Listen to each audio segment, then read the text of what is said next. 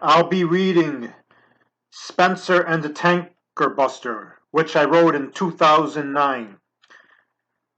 This story is about Spencer, a delicate, pure-hearted, androgynous being, following his questionable dream to be welterweight champ. But this dream may be the impetus for something greater than excelling in a blood sport of a future fascist society. This mechanized world is inhabited by organogeometric beings, or semi-robots, called metan men. He seeks the help of his idol, Tanker Buster, a sensitive metan man. Tanker is one of my alter egos, Stud Creep from Weakest of the Mightiest, Scribbles, the Mighty Ken Cat, Time Puerto Rican, Spirit X, among others, though he's essentially Stud Creep in another reality. Well, really Time Puerto Rican, since that's his oversoul. Tanker had the potential to be champ, but he lacks the killer instinct. But his failure has left him unfulfilled and perplexed about his life's purpose. Tanker spends time with Spencer, even though he discourages him from fighting. But when Fulmer, a hardened Terminator-like Metan man, challenges Spencer, Spencer is forced to act an unusual role. Something in between a bodyguard, moderator, and a guru for the threesome. The two friends and their common foe may share an even greater commonality after all. So I'm a avant-garde writer who deconstructs formality, so I'm going a bit against show and tell because my writing's about, kind of combining narrator with critic, with reader and writer, many perspectives. So here we go. Spencer is the sweetest guy, but no one knows this because the world hates itself too much to appreciate anyone different. He's an androgynous being resembling a tall, frail girl with his long black hair tied in a ponytail, soft skin, and knobby knees. Despite everyone's stares and insults, he's always upbeat, confident that he'll be accepted by the mighty ones. He's on his way home, walking with an extra bounce in his step, because he's just purchased a mixed martial arts instructional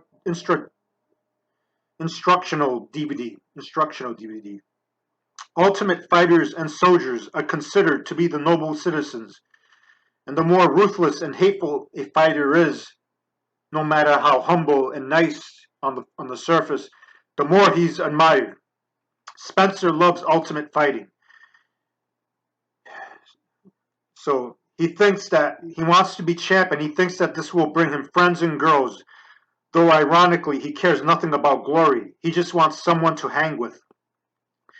People never gave him a chance because he was just too scrawny, talked too slow and soft. He just wasn't imposing. People wanted powerful allies who protect them on the outside, though hardly anyone wanted to get close emotionally, though they'd get close for conflict. He inserted the DVD. He put on his torn, oversized boxing gloves. This lispy-voiced ectomorph said, "This is where it all starts. Everyone loves a champ. The girls will really notice me now." The grim-faced, muscle-bound instructor on the flat-screen TV commanded the viewer to jab, cross, and hook. I know I'm stereotyping and generalizing that macho men are all this and that. I'm one of them in some ways, but for the sake of the story, I'm caricaturing the caricature that is culture. He commanded the viewer to jab, cross, and hook and try to get your body into it. Spencer in no way practiced with grace and poise. He resembled a goofy, quivering turkey trying to maneuver like a stealthy bird of prey, and he couldn't help smiling slightly, even though he thought he was scowling. He played the video for a week, practicing the intricate katas and tricky techniques. He was certain that he was a master, oblivious to the minute the minute errors he committed, which even a third-rate martial artist or wild, vicious street fighter would capitalize on. And he could never stop smiling, this gentle character who belonged more in Sesame Street or in Mr. Rogers' neighborhood than in this apocalyptic, self-destructive world. I think I'm ready to fight some contenders. Everyone better watch out. I've gotten faster and stronger. Wait till the girls see me in action. I just need someone to point me in the right direction. He went to the biggest gym in town. His idol, Tanker Buster, was working out. This contender was one of those guys who should have been champ, but he just couldn't find the right motivation. Though reporters, trainers, and fighters were certain that he was not hungry enough, was controlled by fear and all that, but he's yet to find that transcendental drive, beyond all cliches and excuses. Tank felt like he was the lion from Wizard of Oz. He must have been born without a heart or something. He just couldn't get excited about what others celebrated. He didn't laugh at what they laughed at, or clapped at what they clapped at what they clapped at. And whenever the national anthem played, he'd force his hand onto his heart, while others glowed and pulsated with pride, as if their deflated hearts had been pumped up by that rousing militaristic theme. Deflated by the alienation and frustration that was felt by everyone on some level, yet nobody admitted it. So they had to fill that void with anthems, trends, and outside activities. Deep down, he felt that being a good patriot, good citizen, shouldn't be expected of you. If you really feel good, you'd automatically radiate that pure, elusive yet contagious spirit, not dilute it or dogmatize it, intoxicating others with its abstract, debatable content. Whenever others asked him what was his dream, what did he think about this great event, be it a movie, game, election, he'd force his opinion or concoct answers, not so much to fit in or to mask his indifference, but in the hope of hypnotizing himself, so as to be truly bold and free, at least in the way he thought others were. This was his dirty secret, that he really cared nothing about this world. No motivation. Though he wanted to join the courageous soldiers in the glorious wars, deep down he doubted their cause, even though he thought himself to be merely unpatriotic and cowardly. Spencer stepped behind him, nearly getting elbowed as Tank wound up with his right ridge hand. While he was hitting the bag, he didn't know Spencer was behind him. Hi, Mr. Tank. I want to be a fighter. Can you give me some tips? Tank was seconds away from yelling, You never get behind the fighter in the middle of a workout. But something about this rookie's wide-eyed, grinning naivete humbled his veteran's scowling outrage. Well, how much experience do you have? Not much, but I think I'm ready for my first match. Okay, show me your moves. Spencer shuffled so slowly, and his movements were so stiff that Tank thought he was putting him on. He resembled an elderly man trying to race walk in the 100-yard dash. All right. I'm going to jab at your head. Let's see how well you can slip and counter, said Tank. Spencer, though in his mind he thought he moved quicker than Bruce Lee and Pacquiao combined, he must have walked into 6 potential killer shots. But Tank just didn't have it in his heart to unload. So Tank taught him how to bob and weave rhythmically from the center, keeping his hands up to his temples and cheekbones and all that, and chin down, which will better position him to punch, kick, wrestle, and retreat. Spencer tried this tactic, and he did better, though Tank pulled some of his punches. Like that, Mr. Tank? Yeah, but keep practicing. Thanks, Mr. Tank. You're a real inspiration. Spencer shadowboxed and kept yelling out to Tank, interrupting his heavy bag workout. But Tank never got agitated. Though Tanker had gotten so disgusted with society, with its emphasis on ruthlessness over self-respect, dignity, and integrity, that not even children looked innocent to him, for they were all bastards, bitches, and fascists in training. Something about this living cartoon character touched him. He was an abandoned kitten, bless you, arigato, who wanted you to take him home so you couldn't turn your back so easily. Spencer made him curious, compelling him to look beyond the point that he usually withdrew from others. Look at me go, I'm getting really good, I think, said Spencer as he tensely jabbed and moved. I can't wait for my first fight. I'll make sure you get a free ringside seat. I think you have a ways to go. Spencer's big brown eyes softened and dilated, like volume dials being turned on.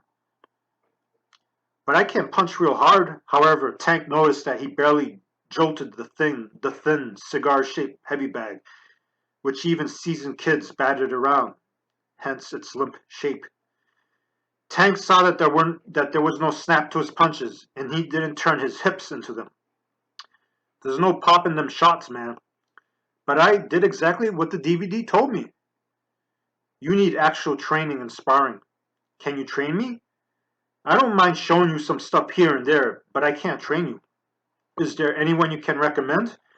Why do you want to fight? Can't you just do it as a hobby? How else can I get the girls and be part of the scene if I don't become champ? Even his big gloves weighed him down as he pleaded. Tankbuster wanted to tell him the truth, that all that stuff, glory, girls, and the rest wasn't worth it if the emphasis was put more on the individual's fleeting accomplishments than on his ever-present personality. But these thoughts began to bring him. These thoughts began to bring him in touch with his own disappointment.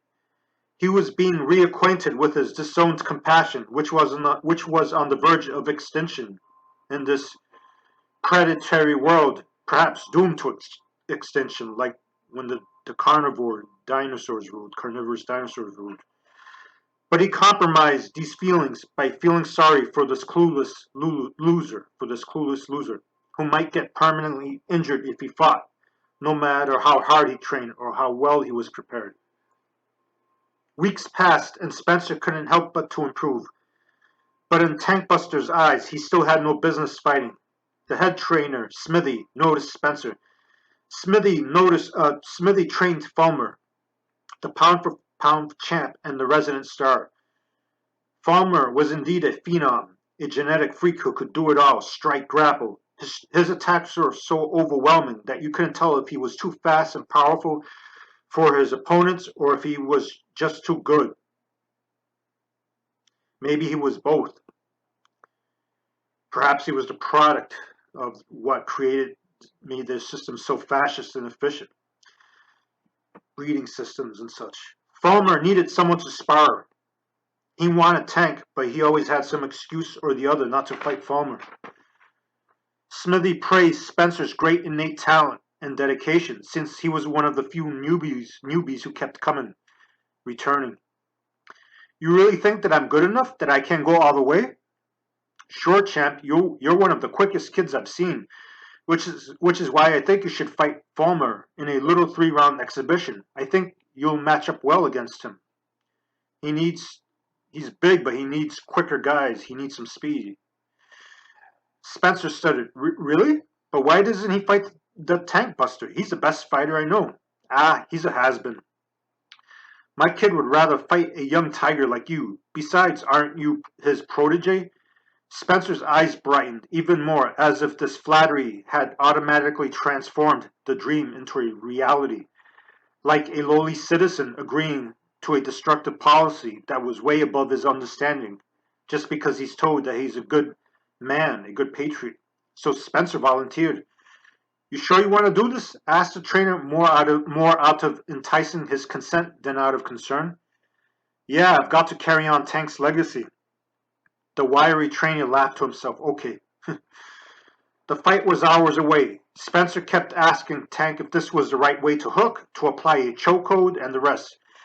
It bothered Tank the way Spencer called him champ. I'm no champ, kid, and why do you keep following me around? Why do you keep following me around? What do you want from me? Spencer finally stopped smiling, and his eyes became watery. He resembled a kid who was told that one will die eventually and there is no Santa Claus. Two of life's devastating truths rocking him simultaneously like a 1-2 combination. But you're a champ to me. You're the only one who's taken out time for me. Hearing this made Tank realize how cynical and self-centered he was, because he felt that he barely went out of his way for Spencer or anyone. He took a deep breath, saying, "Okay, sorry I came off that way. What do you want to know? What do you want to know?" Spencer's childish grin returned. "I'm going to fight Fulmer in an exhibition real soon. How should I approach him?" Tank felt as if he was suddenly Tank felt as if he suddenly went from mentoring a youth to counseling a suicidal patient. "What you should do is not fight him." "Why not? He's too much for you, anybody. But you're the best fighter I know. If you taught me your secrets, then I have a chance. Besides, I can't let them get away after what they said about you, that you're a has-been and that you're scared. I know you fear no man. I know you fear no man. You have no reasons not to fight. You have your reasons not to fight, and you have nothing more to prove. But I do, and I want to protect my sensei's good name." Tank shook his head slightly, never ceasing to be surprised and saddened by Spencer's naivete. "So when are you fighting him?" "In about 90 minutes." "What? How come you didn't tell me sooner? It was all late notice." "That's not enough time to show you anything." Tank felt himself being dragged into a situation that could that he could not say no to. In the past he always had a say, an excuse not to commit to this task or to help out. This would be the hardest thing he'd do, commit a selfless act. But there was no way he was going to let this kid fight Fulmer. He'd rather burn in the flames of hell or be devoured by a monster than let someone who didn't know what he was getting into get mangled. Suddenly, on an intuitive level, Tank knew why he never became champ, and why he just limited his effort to strenuous training and sparring. Not unlike Spencer, he thought that girls, glory, and fame were the real motivations. But selfish, shallow forces aren't enough to lift great burdens. Selfish, shallow forces aren't enough to lift great burdens. Though if someone you love or empathize with is trapped under this ever-piling weight, you're suddenly empowered. Ever-piling weight comprised of others' disowned power. For you're inhabited by higher spirits. These great spirits may have lost their confining bodies to the inhumane circumstances, not necessarily because they were conquered or because of fate, but they'll have a chance to reincarnate themselves, redeem themselves through you if you allow them to board your ark-like vehicle.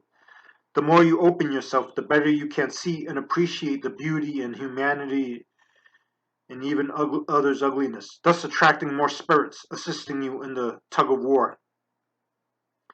Tank realized that it was more than standing up for Spencer. He'd be asserting himself against the plundering, self-devouring machine that plowed through the individual paths for the sake of building the risky highway. Although all paths, no matter how steep or crooked, lead to the same place in different ways, as opposed to the highway which can get congested. In other words, Tank didn't care about winning or losing or what was right or wrong. He just wanted to help Spencer. Maybe it was too late for him, but not for Spencer, who he believed was destined for better things. Though he sensed other long-forgotten, less violent ways of proving your manhood, a paradox which actually corresponds to the greater dilemma that is the coldness, inhumanity produced by this faceless fascist world. He knew no other way but to fight and protect, but in his mind he was a shield, not a preemptive incoming missile. Perhaps those nonviolent alternatives would make more sense after he intervened. "Well, let me be in your corner. We'll take it from there. Come on." Spencer banged his fists together. "All right, let's get him." Fulmer hated Spencer upon sight, his soft, underdeveloped physique, flimsy posture, and goofy grin. He hated the way Spencer extended his hand in friendship, saying, "You don't know how much this means to me, Mr. Spencer. You helping out an up-and-coming fighter like myself."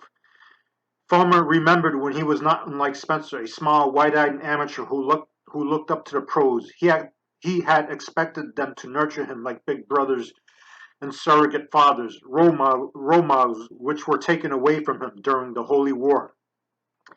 But his desire for intimacy and male bonding was smashed by their slaps of tough love, and it was then that he stopped trying to find happiness, rather validation or approval. He substituted happiness for approval. Fulmer remembered the last time he really cared. He was a 12-year-old member of the United Church before the military took over the government. He didn't know that skyscrapers, schools, and malls existed outside of his church commune, which was home, Disneyland, school, and prison for him. Oh, they traveled to amusement parks and had picnics. But these places seemed to be extensions of the church, which he believed to be the center of it all.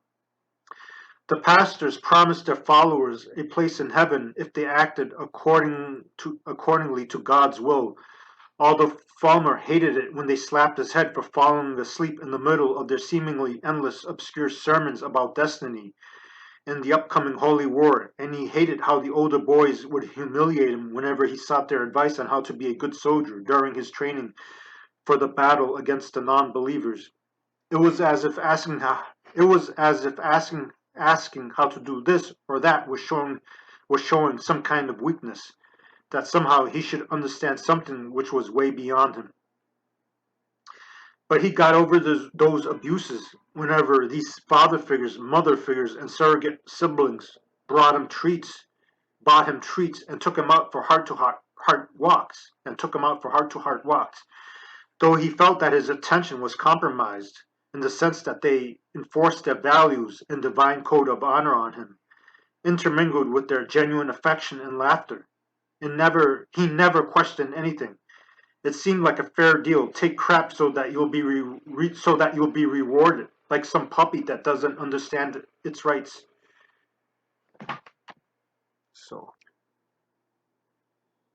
And he saw how his hard luck family was transformed.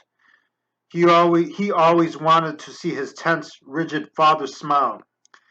There would be long stretches when little Fulmer wouldn't smile unless Dad did. But those exhilarating church sessions, despite their grim, apocalyptic themes, did more than make him smile. It was one of the few times that he was hugged by Dad, other than when he was intoxicated, and not always in a nice way. He remembered when his sad-faced mother cried tears of release and joy in church. It was the only place that she said more than a few timid words.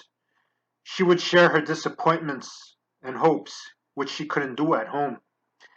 He witnessed his demoralized, broken neighbors get mended together by the messages of unity and camaraderie.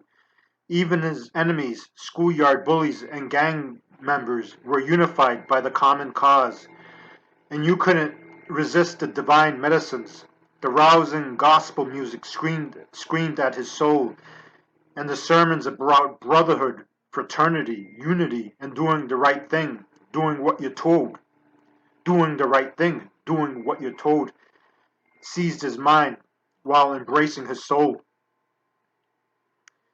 Fulmer thought the message, saying that they were God's chosen people, meant that his demoralized tribe, left behind by relentless progress and the petty economy, were deserving of love, peace, and justice after all, despite the lies of the government, saying they were too dumb and backwards, that they couldn't maintain their own fertile lands, which only those with higher education could do, or more accurately exploit. But he soon realized that his little community was being groomed for extermination in a genocidal war in which they didn't stand a chance. Fulmer had his doubts. How can a few guerrillas stand up to how can a few guerrillas stand up to advanced weapons like lasers and electric cannons? But his brothers told him to never doubt the power of God, the same force which cured his leukemia. Even Mom, who was so against playground scuffles and cursing, encouraged him to fight God's war. This quiet, meek, sometimes fearful lady would spoil him with toys and candy, even when Dad forbade it. Thus mom and son had a special bond, for they were partners in the most innocent of crimes. If Farmer would rebel against the cause, then he'd be dishonoring her, he felt, especially since his dad, buddies, enemies, and neighbors, and everyone else, no matter their differences, believed in the same thing for a change. I'm sure this sounds familiar. Dying a glorious, selfish, courageous death for God and the community was the ultimate. What's a few minutes, hours, days of hellish agony compared to a lifetime of cowardice? Sure, his best friends, brothers, and sisters were blown to bits and roasted alive in the front lines, but victory would come. That's what the pastor said for years. The war came and gone, but Farmer was one of the few survivors, but he still felt as though he had died because everyone dear to him was gone. He looked at the charred, pleading hands of his family's corpses, not believing that these same malformed, inanimate appendages once held his own. But he got over his trauma to a degree when he chose to believe the half-truth that his community was a crazed cult and that the government was just trying to save kids like him from their malicious influence, which spurred many questions in him. Why were they so aware of them, and why did they seem to speak the same language? He detected similar cult patterns in the establishment. Believe what we tell you. Don't question anything, under the guise of you're free to protest and question. But what good is that to those who aren't free to think? You have a voice, but people don't have ears. And remember, no matter how hard we are on you,